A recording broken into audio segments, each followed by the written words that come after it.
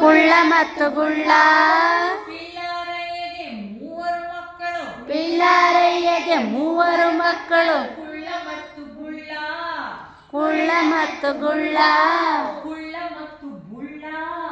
ಕುಳ್ಳ ಮತ್ತು ಬುಳ್ಳ ಮೂರನೆಯವನ ಹೆಸರೇನೆಂದರೆ ಮರೆತೇ ಹೋಯ್ತಲ್ಲ ಶೇ ಮರೆತೇ ಹೋಯ್ತಲ್ಲ ಛೇ ಮರೆತೇ ಹೋಯ್ತಲ್ಲ. ಕುಳ್ಳಪ್ಪನಿಗೆ ಕುಳ್ಳ ಎಂದರೆ ಕುಳ್ಳಪ್ಪನಿಗೆ ಕುಳ್ಳ ಎಂದರೆ ಬೆಟ್ಟದಷ್ಟು ಸಿಟ್ಟು. ಕುಳ್ಳಪ್ಪನಿಗೆ ಕುಳ್ಳ ಎಂದರೆ ಕುಳ್ಳಪ್ಪನಿಗೆ ಕುಳ್ಳ ಎಂದರೆ ಬೆಟ್ಟದಷ್ಟು ಸಿಟ್ಟು. ಬೆಟ್ಟದಷ್ಟು ಸಿಟ್ಟು.